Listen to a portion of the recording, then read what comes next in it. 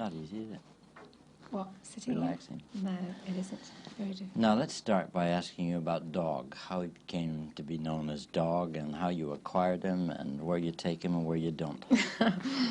I think, firstly, the reason I called him Dog was because there were so many names I thought of calling him, and none of them really suited him.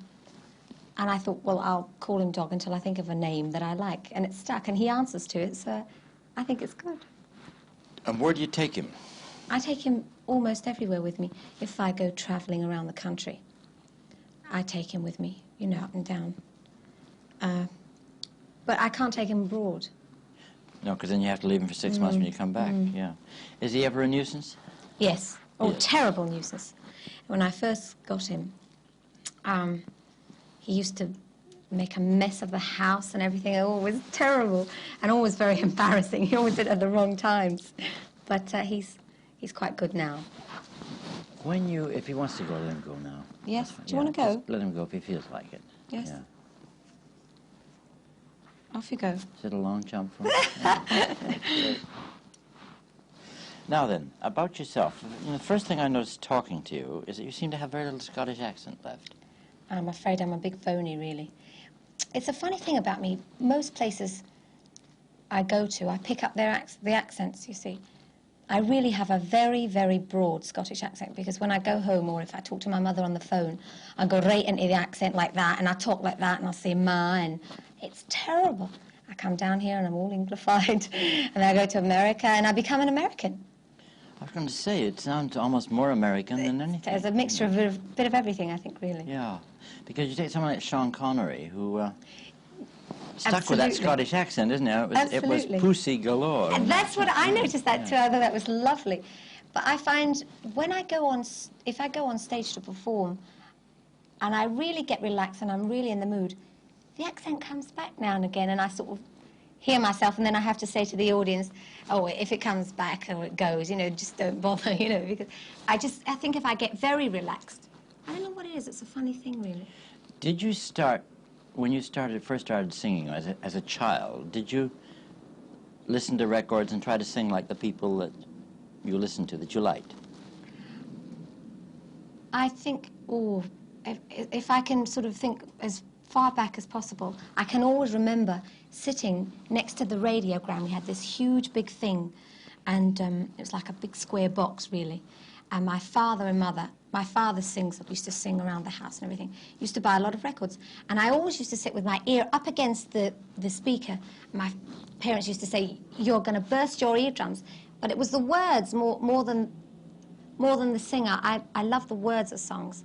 And I used to get up, and one stage, they said I sang like Kaye, another stage, Ruby Murray, Connie Francis. So that perhaps at that time you were consciously imitating accents as well as anything else? Possibly. Yeah. And then really and truly, at that point, we were sort of, it was all American singers were the tops. Now we have a bit of a chance. That's true. I remember Alma Cogan telling me she had to put on a whole new accent when she went home for her mother, you know. Like that. Now, how did the name LuLu come about? Well, that was my manager, Marion's, decision. She sort of discovered me in Glasgow in a small club where I used to sing at the weekends when I wasn't at school. I was 14 at the time. And she came into the club with her husband, and they were talking about me, and she sort of said that I was a Lulu of a kid. And the name just seemed to stick, and it's been very successful so far. Any problems about just having one name, as it were?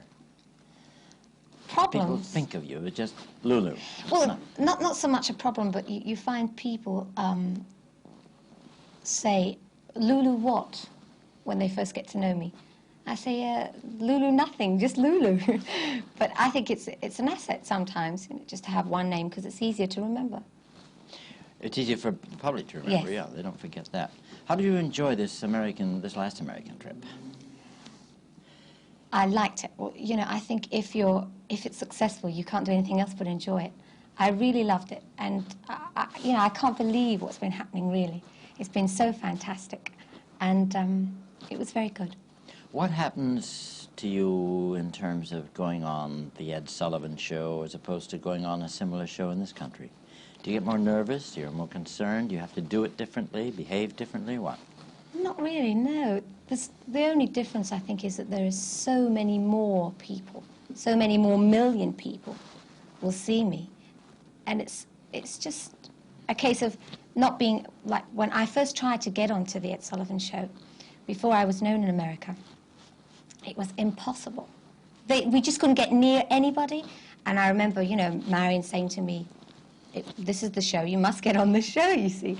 And we couldn't get anywhere near the show. And then all of a sudden, they are absolutely hounding us to get me on the show. So when I actually did it, it was a thrill, really, to find that here I am on the show and they all want me here. It's not as though I've sort of pushed my way in. Do you find studio audiences different over there than over here? No, not really. I think if an audience is enjoying themselves, I think they're all the same. If they're good, they're good. If they're bad, they're bad. But I think possibly in America, they show their warmth a little bit more because English people, British people, are a bit more reserved, aren't they? Do you like the setup they have for studios over there where they really are converted theaters as opposed to going out to Teddington or Elstree or somewhere like that to do a show? Yes. Well, I basically like to work to people. When I'm on stage, I enjoy, that's the part I enjoy most of all, because I work with the people and we sort of make a combination of things. So if I do work in a theatre, then it's similar to sort of actually doing a live show. Now let's talk if you're doing a musical comedy. You can talk about it to me because we're not going to show this for a long time. Well, there have been sort of offers to do quite a few films, actually. But Marion is deciding which ones and all the rest of it. At the moment, I'm doing one this year, I think starting in July, and then there's another one next year. This is the thing I definitely want to do, is films and musical comedy. I think the one next year, actually, I think it's a stage musical. But, you know, these things, you just got to wait till they happen. I just hope they actually do come off. When you started in Glasgow, you were talking about songs that you liked. You used to like the words. Can you remember any particular songs that appealed to you? Oh, yes. I remember when I was about 10, there was one song I used to always sing, and I used to make my grandfather cry. He used to cry. It was called There Goes My Heart. It was a lovely song, very sad song about about someone losing their heart, you know, to some boy or some girl or something. Have you ever recorded that one? No, I haven't. I've always wanted to. Possibly one of these days I will. You must get it onto an LP. Yeah. That's a very good idea. My mother's always telling me, you've got to record one of those old songs, Marie. She says, you'll get a smash hit with one of those. So one of these days I will. Who's the person whose opinion matters to you most at home about you? You mean my parents? Or friends, neighbors, old chums? Well, I think opinions, I like to listen to people. I try very hard to listen to everyone because they all count, really. But who do you want to please most? Who do I want to please most? Your mother, your father? I think my mother, I think she's the one who deserves it more than anybody else because she's been so wonderful to me. I mean, I'll never repay her for anything she's ever done for me.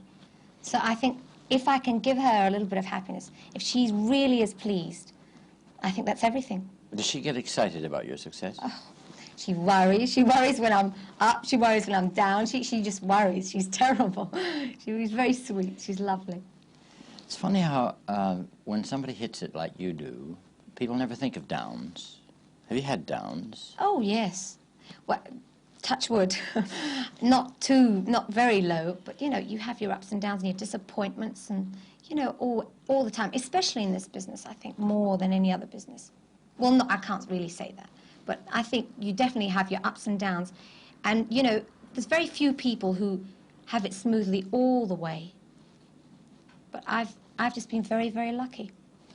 Okay, let's take a color test on that. I'd like to go what you'd like to do. When you were talking about people like Kaye Starr, Ruby Murray and that, they weren't really pop scene in a sense, were they? They were more standard. Did you start by being interested in that kind of singer and then get onto the pop scene? Or when you were a child, were you always pop? Well, I've always really been a mixture, but my parents sort of brought me up to worship Frank Sinatra and people like Pearl Bailey and Ella Fitzgerald. So I listened to them because of my parents and all my aunts and uncles. But then again, I listened to the radio and heard all the pop songs. So I liked them both. I think I myself would always like to be the mixture of both. Well, really, a standard singer like Sinatra only became a standard singer after being a pop singer. But basically, I like jazz very much. Jazz? Very now, you much. don't do a lot of jazz singing, do you? Well, I feel that people who listen to jazz wouldn't like, really, to listen to a young girl sing jazz, because jazz is supposed to be something that's very mature. And I feel anyway, that, and anyway, it's so difficult to make it as a jazz singer. So much more difficult. This is a little bit easier, but I don't think I could concentrate on jazz completely, because I like to sort of be quite a cheerful person and jump about and smile and be all gleeful. What about, who are your favorite people now? I mean, how do you feel about, say, these are people who've got to be replaced sometime, Judy Garland? Oh, she's fantastic. Absolutely. Wonderful. I don't know about now, but the films I've seen of her and the records, she just had a voice that was unbelievable. And such feeling. Wonderful. How would you compare her, say, with Barbra Streisand? I personally prefer Streisand. I think they're definitely in a similar vein, but Streisand is so much funnier. She's so funny, so much funnier than Judy Garland. Judy Garland was always, in my imagination, I mean, I sort of never ever saw her live, and she was really in a different era. But she was always like very sad and sang very sad songs. But Streisand can change. She can do anything, in my opinion. She can do anything. She's wonderful. Would you like to be, as an actress, singer? I would think you'd want to be a singer-actress. Would you like to lean heavily on the clown side, or mix them, or what?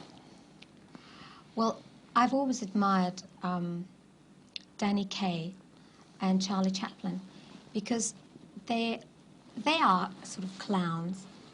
But the thing about them that I loved was they could, you see, that's what I like about Streisand as well. She can make people cry, and yet she can also make people laugh.